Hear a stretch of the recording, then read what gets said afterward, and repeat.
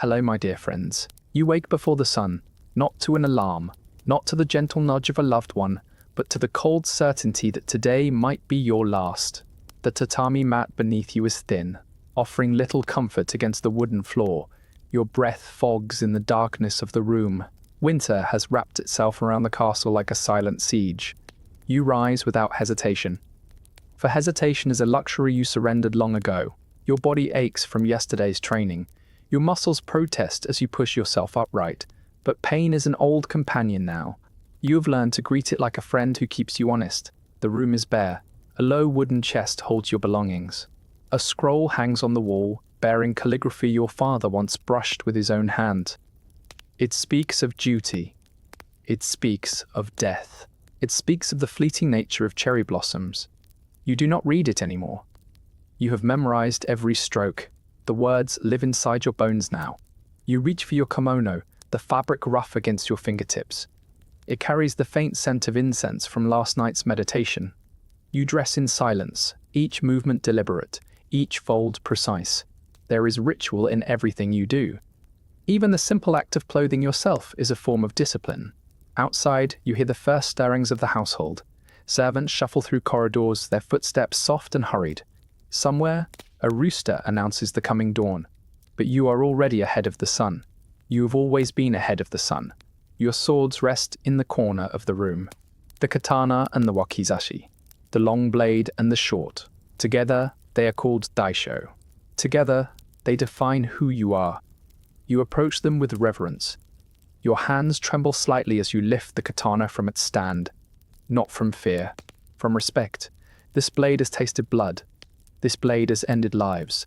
This blade has saved yours more times than you can count. You slide it into your obi with practiced ease.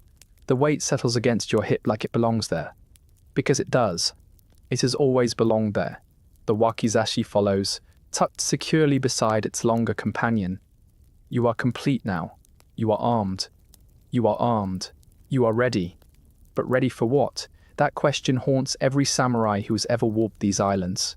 Ready for battle. Ready for betrayal. Ready for the quiet morning that might erupt into chaos without warning. You slide open the shoji door. The paper screens whisper as they part. Cold air rushes in, biting your face, filling your lungs. You step onto the wooden ingawa, the narrow veranda that wraps around the building. Frost glitters on the garden stones below. The koi pond has a thin skin of ice, trapping the fish in frozen stillness. Everything is quiet. Everything is waiting. You walk toward the dojo, your footsteps the only sound in the sleeping world. This is your favorite hour. The hour before duty calls. The hour that belongs only to you. You think about what the modern world believes about samurai. They imagine glory and honor, epic battles and poetic deaths. They picture noble warriors bound by an unbreakable code, living lives of constant heroism. But they rarely imagine this. The cold, the solitude, the weight of expectation pressing down on your shoulders before the day has even begun. They do not imagine the boredom, the politics, the petty rivalries that plagued even the greatest warriors. They do not imagine the hunger, the disease, the fear that gnawed at men who were supposed to be fearless. The samurai of history were not the samurai of legend. They were human beings, flawed and fragile, trying to survive in a world that demanded perfection. So, before you get too cozy, take a second to gently tap that new hype button YouTube just added. It really does help little guys like me push through the algorithm. And be sure to like the video and subscribe. But only if you genuinely enjoy this strange little corner of quiet storytelling. Drop a comment with where you're listening from and what time it is for you. It is strangely comforting to know who else is drifting off with us around the world. Now get comfortable, let the day melt away, and we will drift back together into the quiet corners of the past.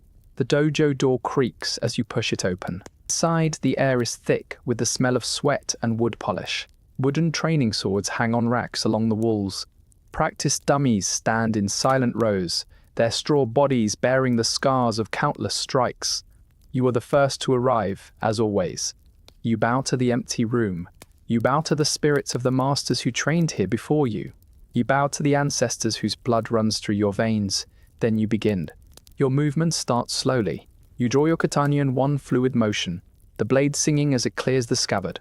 The sound echoes through the empty dojo. It is a sound you have heard 10,000 times. It never fails to stir something deep within you.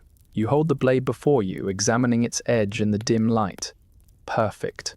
Deadly. Beautiful in a way that only weapons can be beautiful.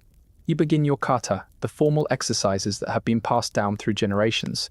Each movement is precise. Each stance is rooted in centuries of refinement. You are not just training your body, you are connecting to every warrior who has stood where you stand now. The sweat begins to bead on your forehead. Your breath comes faster, but remains controlled. Your muscles burn, but you push through. This is not just exercise. This is meditation. This is prayer. This is the sacred conversation between a warrior and his weapon. An hour passes. Perhaps two. Time loses meaning when you are lost in the dance of steel and shadow. Finally, you sheathe your blade. You stand in silence, steam rising from your body in the cold air. Your heart pounds against your ribs. You are alive. For today at least, you are alive. And as the first rays of sunlight creep through the dojo windows, you hear footsteps approaching behind you. The footsteps belong to your sensei. You know his gait without turning. Heavy, deliberate, carrying the weight of decades spent perfecting the art of death. He is old now. His hair has gone white as mountain snow. His face is carved with lines that tell stories of battles you will never know. But his eyes remain sharp, his hands remain snate, and his sword arm is still faster than any man half his age. You turn and bow deeply. He returns the gesture with a slight nod. Words are unnecessary between you. You have trained under his guidance for 15 years. 15 years of bleeding, sweating, failing, and rising again. He taught you how to hold a sword before you could properly hold a brush. He taught you that a blade is not just a weapon. It is an extension of your soul. He walks past you and takes his place at the head of the dojo. Other students begin to filter in. Young men with eager eyes and clumsy feet. Veterans with scars that speak louder than words. Each one bows as they enter. Each one takes their place in the hierarchy. This is the way of the samurai. Order in all things. Structure in every moment. Chaos is the enemy. Discipline is the shield. Your sensei claps his hands twice. The sound is sharp, cutting through the morning air like a blade. Training begins. You pair off with a warrior named Takeshi. He is your rival and your friend. You have bled together. You have laughed together. You have shared secrets in the dark hours of the night. But here, in the dojo, he is your opponent. Wooden swords clash with brutal force. The crack of bokken against bokken fills the room. You circle each other, searching for weakness. He lunges. You parry. You counter. He deflects. Back and forth, a deadly dance performed with instruments that cannot kill but can certainly break bones. Sweat drips into your eyes. Your lungs burn. But you do not stop. You cannot stop. To stop is to invite death. Finally, your sensei calls a halt. You and Takeshi bow to each other. There is no winner today. There is never a winner in training. Only learning. Only improvement. Only the endless pursuit of perfection that can never truly be achieved. You rest against the wall, catching your breath. Takeshi sits beside you, equally exhausted. Neither of you speaks. Words would cheapen the silence. You watch the younger students struggle through their forms. You remember being that young, that hopeful, that naive. You thought becoming a samurai meant becoming invincible. You thought the sword would grant you power over life and death. You did not understand that the sword only grants you the responsibility of life and death. That responsibility is heavier than any blade. After training, you return to your quarters to prepare for the day ahead. A servant has laid out your formal attire. Today, you will attend the daimyo in his great hall. You will stand among the gathered warriors and listen to proclamations and politics. You will smile when expected. You will bow when required. You will play the part of the loyal retainer. But beneath the performance, your mind will remain sharp. Your senses will remain alert, because treachery lurks in every court, poison hides in every cup, and daggers wait behind every smile. You dress carefully, each layer of clothing carrying its own significance. The silk against your skin is soft, a contrast to the rough training garments. Your hakama, the wide-legged trousers, flow like dark water around your legs. Your haori, the formal jacket, bears the mon of your lord.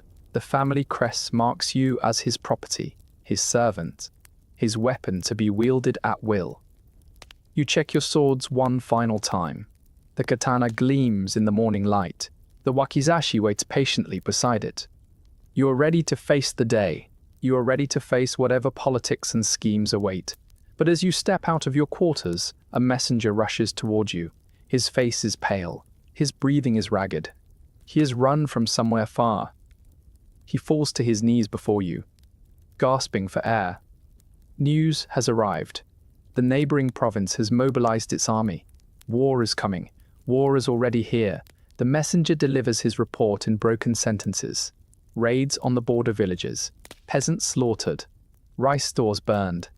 A declaration of defiance from a rival daimyo who believes your lord is weak.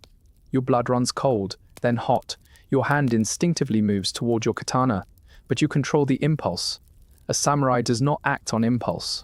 A samurai thinks, plans, and strikes only when the moment is right. You thank the messenger and dismiss him. Your mind races as you walk toward the great hall.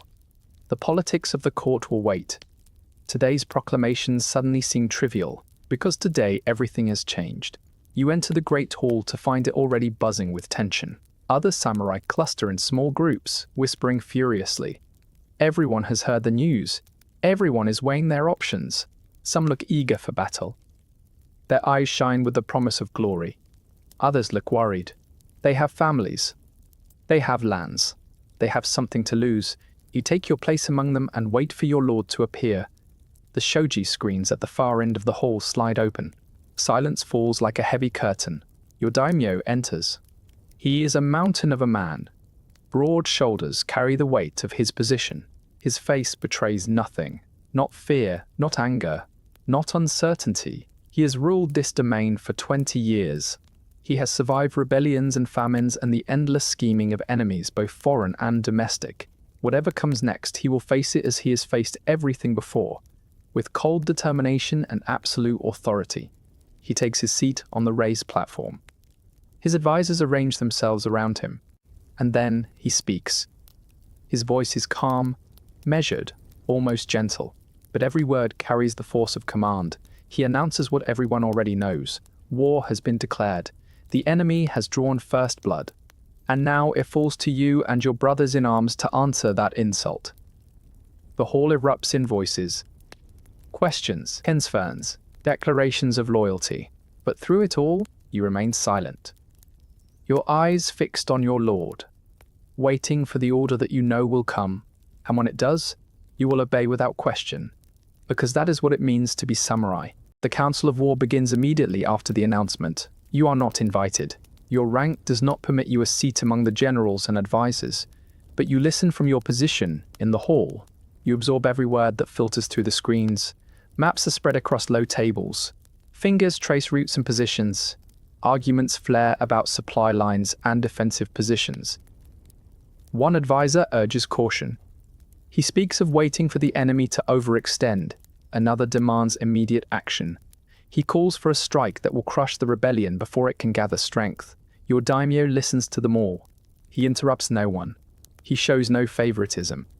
And when the arguments have exhausted themselves, he speaks. His decision is made. The army will march in 3 days. You will meet the enemy on the plains of Kawanaka, and there, the matter will be settled. 3 days. In 3 days, you might be dead. The thought does not frighten you. Death has been your companion since the day you first held a sword. You have made peace with mortality. What troubles you is the uncertainty of what comes before death. Will you fight well? Will you bring honor to your name and your ancestors? Will you fail at the crucial moment, bringing shame upon everyone who believed in you? These are the questions that haunt every samurai on the eve of battle. The hall empties slowly as men return to their duties. Preparations must be made. Weapons must be sharpened. Armor must be inspected. Letters must be written to loved ones who may never see your face again. You walk through the castle grounds, absorbing the sudden activity. Servants rush past carrying bundles of supplies. Horses are led from the stables for inspection. Blacksmiths hammer at forges, the clang of metal ringing through the air. Everything is motion and purpose. The castle has transformed from a seat of government into a machine of war. You find yourself at the shrine near the eastern wall. It is a small structure, simple and old. Generations of warriors have prayed here before riding to battle. The stones are worn smooth by countless knees. The air is thick with the smell of old incense. You kneel before the altar. You do not pray for victory. You do not pray for survival. You pray for clarity. You pray for the strength to meet your fate with dignity. You pray that when the moment comes, your sword arm will be true. The sun moved across the sky. Shadows lengthen around you. You lose track of time, lost in meditation. Finally, a hand touches your shoulder. You open your eyes to find Takeshi standing beside you. His face is serious, but a faint smile tugs at the corner of his mouth. He has come to find you. He knew you would be here. He knows you better than anyone. Without words, you rise and walk together. The evening meal is waiting. Tonight, the food will be better than usual. When men might die, they eat well. It is a small kindness in a cruel world. The dining hall is crowded with warriors. Rice and grilled fish fill wooden bowls. Sake flows freely. Laughter mixes with nervous energy. Men who might kill each other over an insult tomorrow now share stories and jokes. This is the strange brotherhood of arms, bound by duty, separated by ambition, united by the shadow of death. You eat slowly, savoring each bite. The rice is perfectly cooked, each grain distinct. The fish is fresh, caught this morning from the river.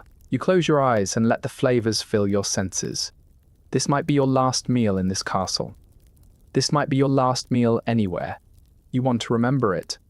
After eating, you return to your quarters. A writing desk has been prepared. Paper and ink wait for you. A brush rests in its holder, bristles soft and ready. You sit before the desk and stare at the blank paper.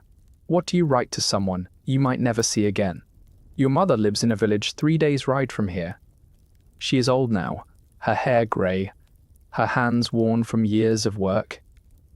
She sent you to serve the daimyo when you were 7 years old. You have seen her only a handful of times since. But her face remains clear in your memory. Her voice still echoes in your ears. Her hands still seem to reach for you in dreams. You dip the brush in ink. You begin to write. The words come slowly at first. You write about duty and honor. You write about the cherry blossoms that will bloom in spring. You write about your hope that she will see them, even if you cannot. You do not write about fear. You do not write about doubt. Those are not things a son shares with his mother. Instead, you write about gratitude for the life she gave you, for the lessons she taught, for the love that has carried you through every darkness. When you finish, you set the brush aside. The ink dries on the paper. You fold the letter carefully. Tomorrow you will give it to a servant with instructions to deliver it if you do not return. A simple task, a small precaution, but it feels like the heaviest thing you have ever done. Sleep does not come easily that night. You lie on your mat, staring at the ceiling. Shadows dance in the faint light of a single candle. Your mind replays every battle you have ever witnessed. The screams of the dying, the clash of steel, the copper smell of blood. You have seen men cut down in their prime. You have seen heroes fall to lucky strikes from unskilled hands. Battle is chaos. Battle is chance. All the training in the world cannot guarantee survival. Eventually, exhaustion claims you. Your eyes close, your breathing slows. And in your dreams you walk through fields of cherry blossoms, their petals falling like pink snow around you. The next 2 days pass in a blur of preparation. You train harder than ever before. Your body screams in protest, but you ignore it. Pain is temporary. Death is permanent. Better to push yourself now than to falter on the battlefield. You practice your draws until your arm aches. You run through kata until your legs tremble. You spar with anyone who will face you. Takeshi, the younger students. Even your sensei agrees to one final bout. He defeats you easily, as he always has. But something in his eyes tells you he is proud. He does not say it. He never says it. But you know. At night, you inspect your armor piece by piece. The kabuto helmet sits before you, its iron surface cold to the touch. The Mayday crest rises from the front, a stylized image of your family's emblem. You trace the lines with your fingers. Your father wore this helmet. His father before him. Now it is yours. You hope you prove worthy of its legacy. The chest armor is heavy and solid, lacquered plates bound together with silk cords. It has stopped arrows and deflected sword cuts. It bears dents and scratches from battles fought before you were born. Each mark is a story. Each scar is a reminder that others survived what you are about to face. You check the straps and bindings. Everything must be secure. A loose piece of armor can mean the difference between life and death. Your coat, the armored sleeves, protect your arms from wrist to shoulder. You flex your fingers, testing the movement. Freedom of motion is essential. A samurai must be able to draw and strike without hesitation. The sunyate shin guards and hadate thigh guards complete your protection. They are worn and familiar, molded to your body through years of use. When you wear them, you feel like a different person, not just a man. A warrior, a weapon in human form. On the final night before the march, the castle holds a ceremony. All the warriors gather in the great courtyard. Torches blaze against the darkness. The flames cast dancing shadows across armored faces. Your daimyo stands at the center, dressed in his finest regalia. His voice carries over the assembled crowd. He speaks of honor and duty. He speaks of the ancestors watching from beyond. He speaks of the righteousness of your cause and the certainty of victory. Whether you believe him or not does not matter. What matters is the feeling his words create. A shared purpose, a common resolve, a bond between men who might die together. Sake is passed around. Each warrior takes a sip from the communal cup. It burns as it goes down, but it also warms. It connects you to the men beside you. Tomorrow you will ride into battle as brothers. Tonight you drink as family. After the ceremony, you return to your quarters one final time. You do not sleep. You cannot sleep. Instead, you sit in darkness and listen to the sounds of the castle. Somewhere, a woman sings a lullaby to a child. Somewhere, men gamble with dice, their laughter nervous and forced. Somewhere, a horse stamps its hooves against the stable floor. Life continues, even on the edge of death. Perhaps that is the greatest lesson the samurai learns. Life does not wait. Life does not pause for war or tragedy. It flows like a river, carrying everyone along, whether they are ready or not. Dawn arrives too quickly. The sky lightens from black to grey to pale gold. You dress in your armor with practiced efficiency. Each piece locks into place. Each strap pulls tight. When you finish, you stand before a polished bronze mirror. The face staring back at you is familiar and foreign. It is your face, but transformed, hardened, ready. The face of a man prepared to kill or be killed. You step outside as the army assembles. Hundreds of warriors gather in ranks. Horses stamp and snort, their breath fogging in the cold air. Banners flutter in the morning breeze, displaying the colors and crests of your lord. You find your place among the cavalry. Your horse, a chestnut mare named Kazi, nuzzles your hand. She has carried you through countless training exercises. She knows your weight and your movements. She trusts you as you trust her. Today that trust might save both your lives. You mount and settle into the saddle. The leather creaks beneath you. Your katana rests at your hip. Your Yumi longbow hangs from the saddle. A quiver of arrows waits within reach. You are armed for any eventuality. But no amount of preparation can quiet the fear that coils in your stomach. You do not show it. A samurai never shows fear. But you feel it. Every warrior does. Anyone who claims otherwise is either lying or a fool. The army begins to move. Drums beat a steady rhythm. Feet and hooves pound against the earth. The castle gates swing open, and you ride out into the world. Behind you, the only home you have known disappears into the morning mist. Ahead, an uncertain future waits. The march takes 2 days. 2 days of riding through mountain passes and across river valleys. 2 days of cold nights sleeping on frozen ground. 2 days of watching the landscape change from familiar to foreign. You pass through villages along the way. Peasants line the roads to watch the army pass. Their faces are unreadable. Some cheer and wave. Others stand in silent fear. They know that war brings suffering.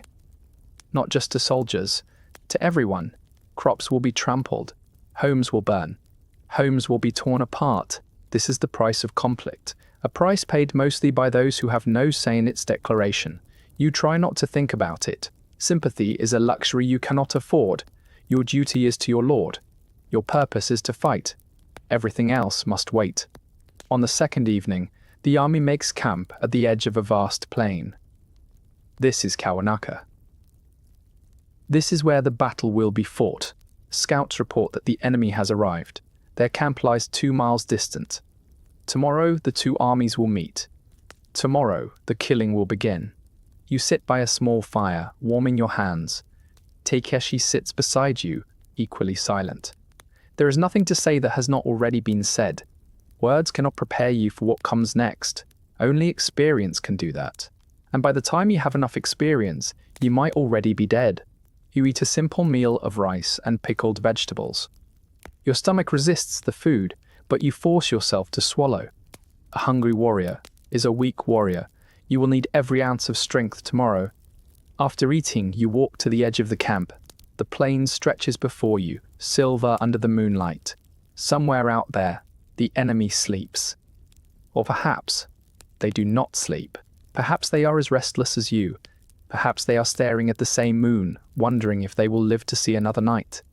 War creates enemies, but it also reveals how alike those enemies truly are. You return to your tent and attempt to rest. Sleep comes in fragments. Brief moments of darkness interrupted by strange dreams. You see your mother's face. You see your sensei's hands guiding your sword. You see cherry blossoms falling into a river of blood. And then a horn sounds. Dawn has arrived. The battle is here. You dress quickly, fingers fumbling with straps you have tied 1,000 times. Your heart pounds against your chest. Your mouth is dry. Your hands tremble slightly as you secure your swords. Outside, the camp erupts into controlled chaos. Men shout orders. Horses are led into position. Archers string their bows. Spearmen form their lines. Everything you have trained for has led to this moment. You mount Kazi and take your place among the cavalry. The other riders nod at you. Some offer tight smiles. No one speaks. There is nothing left to say. The sun rises higher. Golden light spills across the plain. And then you see them. The enemy army emerges from the morning mist like ghosts taking solid form. Thousands of warriors. Banners you do not recognize. Armor in colors foreign to your eyes. They are men. Just men.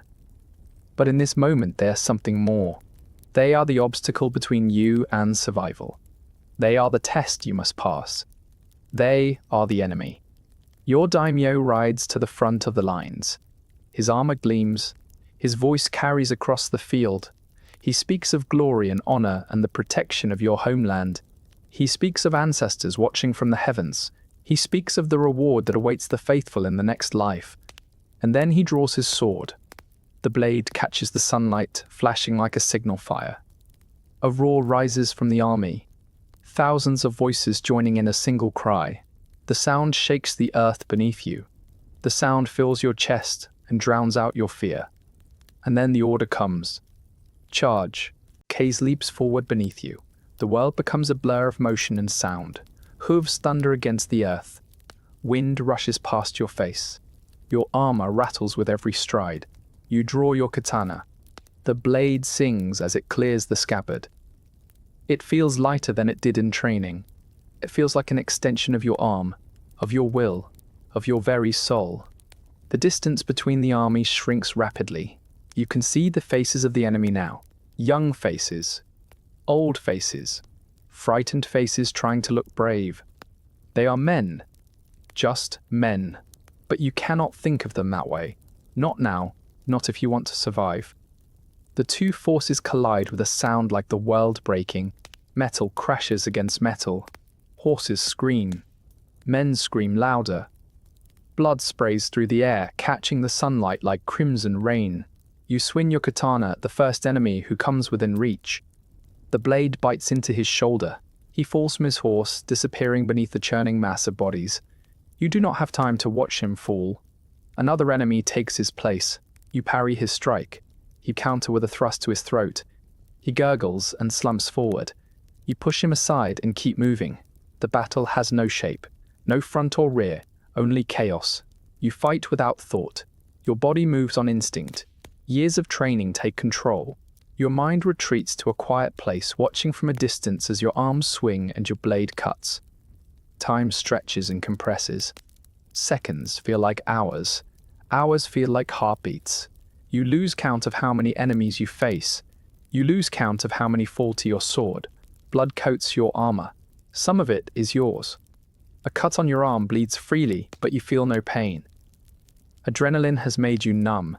You see Takeshi fighting nearby. His face is a mask of concentration. His sword moves in perfect arcs. He catches your eye for a moment and nods. You nod back. Both of you are still alive, for now. The sun climbs higher. The battle rages on. Formations have collapsed. Strategy has given way to survival. Every man fights for himself. Every man fights because the alternative is death. And then you see him. A commander from the enemy side, his armor decorated with gold. He cuts through your allies like a scythe through wheat. His skill is undeniable. His presence commands attention. He is the kind of warrior legends are made from. And he is heading straight toward you. Your paths converge in the heart of the battlefield. For a moment, everything else fades away. The noise dims. The chaos recedes. There is only you and him. Two warriors facing each other across an ocean of blood. He raises his sword in salute. An honorable gesture. A samurai's greeting before combat. You return the salute. Despite everything, you respect him. He is doing his duty, just as you are doing yours. He attacks first. His blade comes down with terrifying speed. You barely block in time. The impact sends shockwaves up your arms. He is strong, stronger than anyone you have faced. You step back, seeking distance. He presses forward, giving you no room to breathe. His attacks are relentless. Each strike drives you further onto the defensive. You feel your strength fading. You feel death creeping closer. But you refuse to give in. You are samurai. You would rather die fighting than surrender. You find an opening. A tiny gap in his guard. You thrust forward with everything you have. Your blade pierces his side, sliding between the plates of his armor. He gasps. His eyes widen. He looks at you with something between surprise and respect. Then he falls. You stand over his body, breathing hard. Your sword drips with his blood. You feel no triumph, only exhaustion, only the hollow relief of survival. And then another enemy appears, and the fight continues. The battle lasts until late afternoon. By the time the enemy lines finally break, the plain has become a carpet of corpses. Bodies lie twisted in unnatural poses. Blood pools in the low places, mixing with mud to form a dark crimson paste. The stench is overwhelming. Iron and rot and fear. It fills your nose and settles into your clothes. You know you will smell it for days, perhaps for the rest of your life. The survivors gather in exhausted clusters. Men sit on the ground, too tired to stand. Others wander in a daze, searching for fallen friends. Some weep openly. Others stare at nothing, their eyes empty. Victory has a strange taste. It is not sweet. It is not even satisfying. It is simply hollow. The thing is done. The enemy is defeated. But the cost has been terrible. You search the field for Takeshi. Your heart pounds with a different kind of fear now. The fear of loss.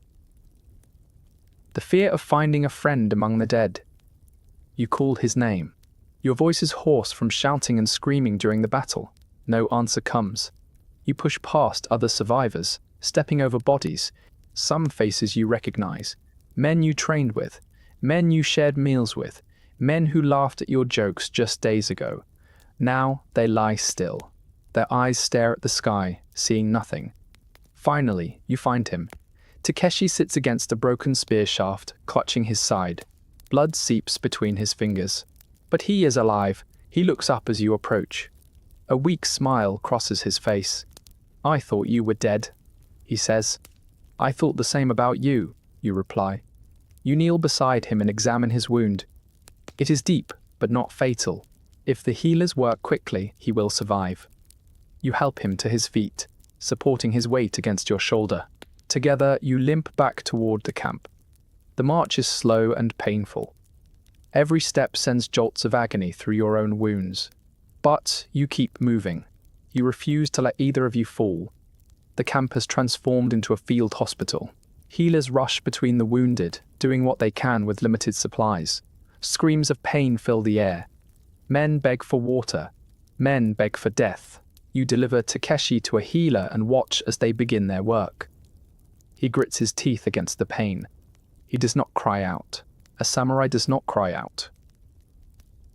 But his hands grip the edges of the mat so tightly his knuckles turn white. You leave him in their care and return outside. The sun is setting now. The sky blazes orange and red. It looks like the earth itself is bleeding into the heavens. You find a quiet spot at the edge of camp and sit down. Your armor suddenly feels impossibly heavy. You begin removing it piece by piece. Each strap you untie releases a bit more tension from your body. When the last piece falls away, you feel almost naked. Vulnerable. Human again. You look down at your hands. They are covered in dried blood. Some of it is yours. Most of it is not. You killed today. You do not know how many. You did not count. You simply did what you were trained to do, what you were born to do. But sitting here now, in the quiet aftermath, you feel the weight of each life you took. They were men. Just men, with families and dreams and fears of their own. And you ended them. Because that was your duty, because that was the path you were placed upon before you were old enough to choose. A samurai does not question his duty. A samurai does not dwell on regret. But in this moment you allow yourself a single tear. It rolls down your cheek, cutting a clean path through the dirt and blood. Then you wipe it away. Tomorrow, you will be strong again. Tonight, you are simply tired. The army remains camped at Kawanaka for 3 days after the battle. 3 days to tend the wounded. 3 days to bury the dead. 3 days to rest bodies and minds pushed beyond their limits. You spend most of the first day sleeping. Your body demands it. Every muscle aches. Every wound throbs. You sleep like the dead, dreamless and deep.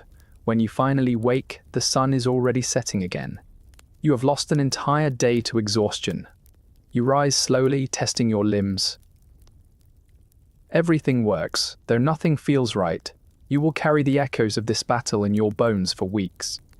Perhaps forever. You visit Takeshi in the healer's tent. He is pale but conscious. The wound in his side has been cleaned and bandaged. The healers say he will live. He will even fight again, given time. You sit beside him and share a flask of water. Neither of you speaks much. The battle has taken something from both of you. Words seem insufficient to describe what you experienced. Later, you walk among the survivors. The mood in camp is somber. Victory celebrations seem inappropriate when so many lie dead. Instead, men gather in small groups and speak quietly. They share stories of the fallen. They remember acts of bravery they witnessed. They try to make sense of the chaos. You learn that your sensei survived. He fought in the infantry, leading a charge that broke the enemy's left flank. Men speak of his performance with awe. Even at his age, he moved like a young warrior. His sword claimed more than a dozen lives. You seek him out and find him sitting alone near his tent. He looks older than before. The battle has aged him. You bow and take a seat nearby. For a long time, neither of you speaks. Then he turns to you. "You fought well," he says. 3 words. The highest praise he has ever given you. You bow your head in acknowledgement. Your throat is too tight to respond. On the second day, the burial details begin their work. Trenches are dug at the edge of the plain. Bodies are gathered and placed in rows. Prayers are spoken over them. Fire is set to speed their journey to the next world. The smoke rises in thick columns. It blots out the sun and fills the air with the smell of burning flesh. It is a smell you will never forget. You help carry bodies when you can. Many are so damaged they are difficult to recognize. Battle does terrible things to human flesh. You try not to look at their faces. You try not to think about who they were. The enemy dead are buried separately. Some argue they should be left for the crows. But your daimyo insists on proper burial. They were warriors too. They deserve that much respect. It is a gesture that surprises you. In the heat of battle, the enemy seemed less than human. But now, in the quiet aftermath, you see them differently. They were men following orders, just like you. On the third day, the army prepares to march home. The wounded who can walk will travel with the main force. Those too injured to move will remain with a small guard until they recover. Takeshi is among the latter. You say goodbye to him at the edge of camp. He grips your arm with surprising strength. "I will see you at the castle," he says. "I will be waiting," you reply. You mount Kazi and take your place in the column. The march home begins. Behind you, the plain of Kawanaka shrinks into the distance. The mass graves are already fading from view. But they will never fade from memory. The journey back takes 3 days. 3 days of retracing the path you took. 3 days of passing through the same villages. But everything looks different now. The peasants who waved before now bow low as you pass. They know what you have done. They know the blood on your armor. Some offer food and water. Others simply watch with fearful eyes. You do not blame them. War makes monsters of men, even men who fight for righteous causes. On the final day, the castle appears on the horizon. Its walls rise against the sky like the promise of safety. Like the promise of home. A cheer goes up from the army. Tired voices find sudden strength. Banners wave. Drums beat. The return of the victorious is a moment of celebration. The gates swing open to receive you. Servants and family members pour into the streets. Wives search for husbands. Mothers search for sons. Some find what they are looking for. Others do not. The days following your return blur together. Your body demands rest. Your mind demands silence. You spend hours in your quarters, sitting in stillness. The sounds of the castle wash over you. Laughter from distant rooms. The clatter of servants working. The distant ring of the blacksmith's hammer. Life continues around you. But you feel separate from it, as if you are watching from behind a screen. You clean your armor with meticulous care. Each piece is scrubbed until no trace of blood remains. The lacquer is polished until it shines. The silk cords are inspected for damage. This ritual calms you. It gives your hands something to do while your mind wanders. You think about the men you killed. You wonder if they had families. You wonder if someone is mourning them right now. You wonder if their spirits have found peace or if they wander the earth seeking vengeance. A samurai is not supposed to think this way. A samurai is supposed to act without attachment, to kill without remorse, to serve without questioning. But you are human, and humans cannot help but feel. Your sensei visits you one evening. He says nothing at first, simply sits across from you in the dim light. His presence is comforting. He has been where you are now. He has walked this dark path many times. Finally, he speaks. "The first battle is the hardest," he says, "not because of the fighting, because of what comes after. The mind struggles to accept what the body has done. This is natural. This is human. Do not fight it. Let it pass through you like a river. In time, the waters will calm. You bow your head in gratitude. His words do not heal you, but they remind you that healing is possible. Weeks pass. Slowly, you return to routine. Morning training resumes. Your body rebuilds its strength. Your sword arm regains its speed. The dojo becomes a refuge once again. In the rhythm of practice, you find peace. Each kata is a meditation. Each strike is a release. You pour your confusion and guilt into the movements. You let the sword carry the weight you cannot bear alone. Takeshi returns to the castle a month after the battle. His wound has healed well. A scar crosses his side, a permanent reminder. But his spirit seems unchanged. He laughs as freely as before. He trains as hard as ever. If he carries the same darkness you do, he hides it well. You share a meal together, celebrating his return. The sak flows. Stories are told. For a few hours, the war feels distant, like something that happened to other men in another time. But late that night, alone in your quarters, the memories return. They always return. You have learned that they never truly leave. They simply wait, hiding in shadows, emerging when you least expect them. You write another letter to your mother. You tell her you are alive. You tell her the battle was won. You do not tell her what it cost. Some truths are too heavy to share. Some burdens must be carried alone. The letter is sent with a merchant traveling south. You do not know how long it will take to reach her. You do not know if she worries about you. You hope she does not. Worry is a form of suffering.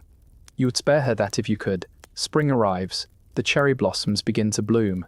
Their petals drift through the castle grounds like pink snow. You stand beneath a tree and watch them fall. Each petal is perfect. Each petal is fleeting. They bloom for only a few days, then scatter on the wind. This is what your sensei meant when he spoke of impermanence. This is the truth at the heart of the samurai way. Nothing lasts. Not glory, not shame, not even life itself. Understanding this should bring peace, but understanding and feeling are different things. You reach out and catch a petal in your palm. It is soft, fragile, so easily crushed. You close your hand gently around it. Then you let it go. It floats away on the breeze, joining its countless siblings in their final dance. You watch until it disappears, then you return to the dojo. Training waits, duty waits. The world keeps turning regardless of what any single warrior feels. The months that follow bring peace to the domain. The defeated enemy withdraws beyond the mountains. Their daimyo sends messengers seeking terms. Negotiations begin. Treaties are drafted. The machinery of diplomacy replaces the machinery of war. You are not involved in these discussions. Your role is not to make peace. Your role is to be ready for when peace fails, and peace always fails eventually. History has proven this again and again. Every treaty is temporary. Every alliance is conditional. Every friendship between lords hides the seeds of future betrayal. You have learned to expect nothing, to prepare for everything. In times of peace, a samurai's life takes on a different rhythm. The urgency of battle fades. The endless training continues, but without the shadow of imminent death. Days stretch longer. Time moves more slowly. You find yourself with hours you do not know how to fill. Some warriors turn to leisure. They drink. They gamble. They seek pleasure in the entertainment districts. Others turn to scholarship. They study poetry and calligraphy. They discuss philosophy with Buddhist monks.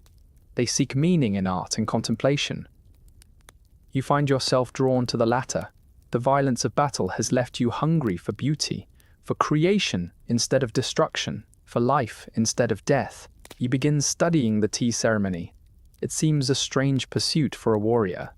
But the more you learn, the more you understand. The tea ceremony is not about tea. It is about presence, about intention, about finding perfection in simple actions. Each movement is precise. Each gesture carries meaning.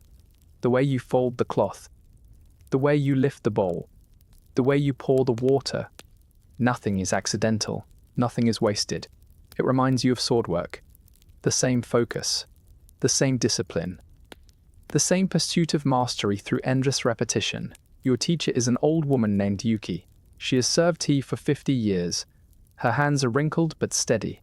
Her eyes miss nothing. She corrects you with gentle words and firm expectations. Too fast, she says as you pour. Feel the weight of the water. Respect its journey from mountain spring to this moment. Do not rush what deserves patience. You slow down. You try again. You fail. You try again. This is the way of all learning. Failure followed by adjustment, followed by more failure. Until one day, without warning, you succeed. Your pouring is smooth. The water flows in a perfect arc. The steam rises like incense. Yuki nods, a rare smile crossing her face. Better, she says. That single word fills you with pride. Outside the tea room, your life continues. You attend your lord when summoned. You stand guard at ceremonies. You perform the 1,000 small duties expected of a samurai. But your mind often wanders to the tea room, to the quiet and the stillness and the sacred simplicity. It becomes your sanctuary, a place where the ghosts of battle cannot follow. Autumn arrives. The leaves change color. Red and gold paint the mountains. The air grows crisp. You feel the year turning toward its end. A message arrives from your mother. She has received your letter. She is proud of you. She is relieved you are safe. She sends a small package along with her response. Inside, you find a cloth she has woven herself. The pattern is simple but beautiful, colors of autumn in thread. You hang it in your quarters where you can see it every morning, a reminder of home, a reminder of love, a reminder that somewhere in the world, someone waits for you to return. Winter descends upon the castle with sudden ferocity. Snow buries the gardens, ice coats the ponds, the cold seeps through walls and floors. You add layers to your clothing. You drink hot tea to keep warm. You train indoors when the weather becomes too brutal. The castle becomes a world unto itself, sealed off from the outside by walls of white. Days blend together. Morning, training, duties, evening, sleep, repeat. The sameness could drive a man mad, but you find peace in routine. You have learned that chaos lies outside the walls. Inside, order reigns, and order is the samurai's greatest ally. One evening, your sensei summons you to his quarters. The invitation surprises you. He rarely meets with students outside the dojo. You arrive to find him seated before a low table. A single candle illuminates the room. Shadows gather in the corners. He gestures for you to sit. You obey. Silence stretches between you. Finally, he speaks. "I am old," he says. "My body fails me more each day. My eyes dim. My joints ache. I cannot fight as I once did." You start to protest, but he raises a hand. "Do not flatter me with lies. I know what I am. I know what I am becoming. Soon, I will be useless to our Lord, and the useless samurai has only one honorable choice." Your heart sinks. You know what he means. Seppuku. Ritual suicide. The final act of a warrior who can no longer serve. But before that day comes, he continues, "I must ensure my knowledge survives. The techniques I have spent a lifetime mastering cannot die with me. They must be passed on." He looks at you directly. His gaze is intense. "I have chosen you to receive this inheritance." The words hit you like a physical blow. You bow low, your forehead touching the mat. "I am not worthy," you say. "You are not," he agrees. "Not yet, but you will be. I will make certain of it." The training that follows is unlike anything you have experienced. Private sessions in the early morning, techniques you have never seen, secrets passed down through generations of masters. He teaches you movements that seem impossible, angles of attack you never considered, ways of reading an opponent's intention before they act. Each lesson pushes you further. Each session leaves you exhausted, but you absorb everything. You commit every detail to memory. You practice in your quarters at night, repeating the forms until your muscles remember them better than your mind. Weeks pass, then months. The snow melts, spring returns. Cherry blossoms bloom once more. Your sensei grows visibly weaker. He walks with a cane now. His breath comes in short gasps after even minor exertion. But his mind remains sharp. His corrections remain precise. He refuses to let his body's failure affect his teaching. One morning, he does not appear at the dojo. You wait. An hour passes. Then another. Finally, a servant finds you. Your sensei has collapsed in his quarters. He is asking for you. You run through the castle corridors. You burst into his room without ceremony. He lies on his mat, pale and still. But his eyes are open. And they find you as you enter. "Come closer," he whispers. You kneel beside him. His hand reaches out, trembling. You take it in yours. "I have taught you everything I know," he says. "The rest is up to you. Practice every day. Never stop learning. And when you are old, find someone worthy and pass it on." This is how we live forever, not in our bodies, in what we teach. His eyes close. His breathing slows. The funeral is held 3 days later. The entire castle attends. Your sensei was respected by everyone. Even your daimyo offers prayers for his spirit. You stand in the front row. Your face is still. Your eyes are dry. A samurai does not weep in public, but inside, you are shattered. He was more than a teacher. He was a father. The father your blood father could never be. He shaped you. He challenged you. He believed in you when you did not believe in yourself. And now he is gone. The pyre is lit. Flames consume his body. Smoke carries his spirit to the heavens. You watch until the fire burns down to embers. Then you return to your quarters alone. Grief is a strange companion. It comes and goes without warning. Some days you feel nothing. Other days the weight crushes you. You continue training. It is what he would have wanted. The dojo feels empty without him. But his presence lingers. In every shadow, in every echo, you can almost hear his voice correcting your stance, telling you to straighten your back, reminding you that perfection is the goal, even if it can never be reached. Months pass. You take on a new role in the castle. With your sensei gone, someone must lead the training. Your daimyo chooses you. The responsibility is enormous. Younger warriors look to you for guidance. They expect wisdom you are not sure you possess. But you do your best. You teach what you were taught. You correct without cruelty. You push without breaking. Slowly, you grow into the role. The awkwardness fades. The confidence comes. You begin to understand what your sensei felt all those years. The burden of shaping other souls. The fear of failing them. The pride when they succeed. One of your students reminds you of yourself at that age. Eager, talented, impatient. He pushes himself too hard. He expects too much too soon. You take him aside one day after training. Mastery is not a destination, you tell him. It is a journey. The moment you think you've arrived, you've stopped moving. And a stopped warrior is a dead warrior. He bows his head. He does not understand fully, not yet, but one day he will. You understand now why your sensei was so patient with you, why he repeated the same lessons endlessly, why he never gave up even when you failed repeatedly. He saw something in you that you could not see, and he nurtured it until it bloomed. You try to do the same for your students. Some will become great warriors. Others will fall in battle before reaching their potential. You cannot save them all. You can only prepare them as best you can. The years begin to blur together. Seasons cycle. Wars come and go.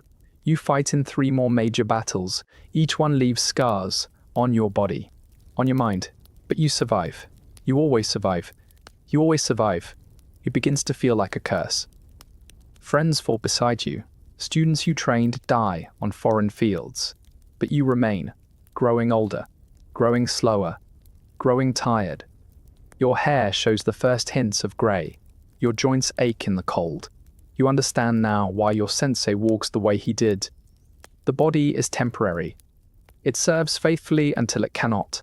Then it betrays you. One evening, you visit his grave. It sits on a hillside overlooking the castle.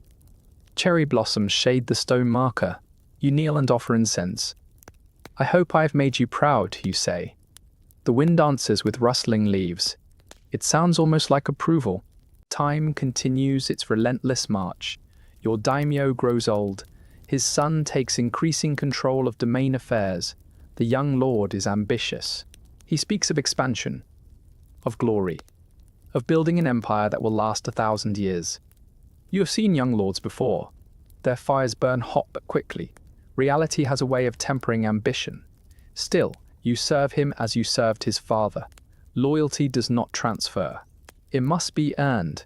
But duty does not require affection. It requires obedience. When the old daimyo finally passes, the domain enters a period of mourning. The funeral procession stretches for miles. Peasants and samurai alike bow as the body passes. He was a good lord, fair in his judgments, generous in his rewards, firm but not cruel. Such rulers are rare. You wonder if his son will match him. The new lord wastes no time asserting himself. Within months, he has reorganized the castle hierarchy. Old advisors are dismissed. Young favorites take their places. You watch these changes with concern. Experience is being sacrificed for enthusiasm. Wisdom is being replaced by ambition. But you say nothing. Your opinion was not asked. Your counsel is not sought. You are a relic of the old regime. Tolerated but not respected. Used but not valued. This is the fate of all warriors who outlive their usefulness. You consider your options. Retirement is possible. You could request permission to leave service, return to your mother's village, spend your remaining years in quiet contemplation. But your mother is long dead. The village is full of strangers. There is nothing waiting for you there. Or you could continue serving, training students, fighting when called, dying when fate decrees. Neither option fills you with enthusiasm. But a samurai does not require enthusiasm. He requires duty, and duty you still have. A new threat emerges from the western provinces. A coalition of lords has formed.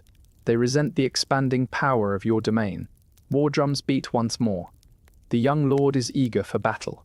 He sees it as an opportunity to prove himself, to write his name in history. You see only blood, only death, only the familiar horror you have witnessed too many times. But you prepare as you always have. You sharpen your katana. You inspect your armor. You write letters that may need to be delivered.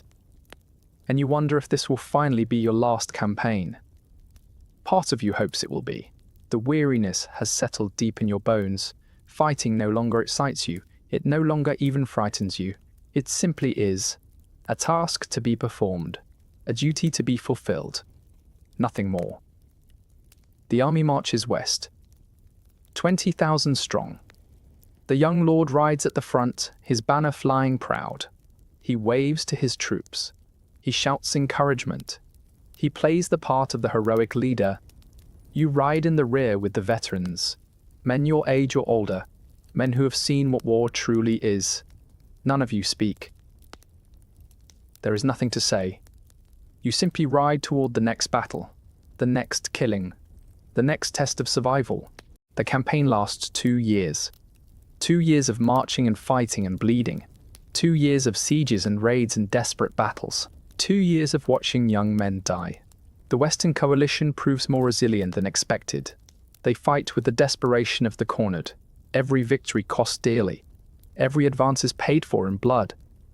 The young lord's enthusiasm fades. He begins to understand what war truly demands. The price is not just soldiers. It is innocence. It is belief. It is the part of yourself that still sees the world as simple. He comes to you one night. It surprises you. Lords do not seek counsel from aging warriors. But he is lost. You can see it in his eyes. How do you bear it, he asks. The killing, the dying, the weight of every decision. You consider the question. You have been considering it for 40 years. You do not bear it, you finally say. You carry it every day, every gnome. It never gets lighter. You simply grow stronger. Strong enough to keep moving despite the weight. That is all any of us can do. He is silent for a long time. Then he nods. Thank you, he says. It is the first time he has ever thanked you. Perhaps he is growing into the lord his father hoped he would become. Perhaps there is hope for him yet. The war ends with a negotiated peace. Neither side has the strength to continue. The Western lords retain their independence but acknowledge your domain's supremacy. It is a compromise. Not the glorious victory the young lord dreamed of, but a resolution nonetheless. The army returns home. Fewer than half of those who left march through the castle gates. The rest lie buried in western soil, or were never buried at all, left to rot on forgotten battlefields, forgotten by everyone except those who loved them. You are among the survivors. Again, always among the survivors. Your body carries new scars, a deep cut across your thigh that will never heal completely, an arrow wound in your shoulder that aches when it rains, a dozen smaller injuries that blend together. But you are alive, still alive. You do not know why. You have not been notably braver than those who fell, not notably more skilled, just notably more lucky.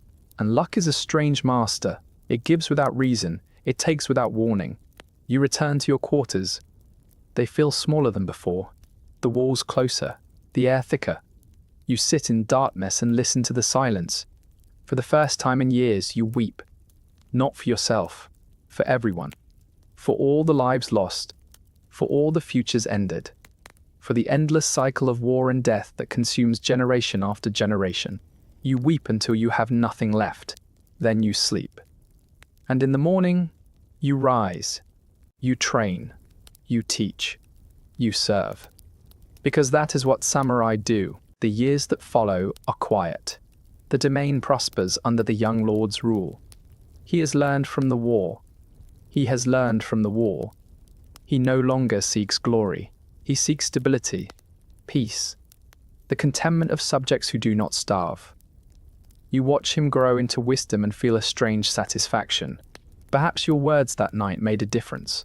Perhaps they did not. Either way, he has become something worthy. Your own life settles into a comfortable rhythm. Morning tea, a few hours of teaching, afternoon meditation, evening calligraphy. The violent years feel like another life, lived by another person. You still carry your swords, you always will, but you rarely draw them now. They have become symbols rather than tools, reminders of what you were, what you still could be if necessary. Takeshi visits you often. He too has grown old. His hair is white, his face is lined, but his laugh remains the same, full and free. You sit together and drink tea. You reminisce about battles fought, friends lost, pranks played in the dormitories when you were young. These conversations are precious, threads connecting you to a past that feels increasingly distant. One spring morning, you wake with difficulty. Your chest is tight, your breath comes shallow, you know the signs. The body is finally surrendering. You dress carefully in your finest kimono.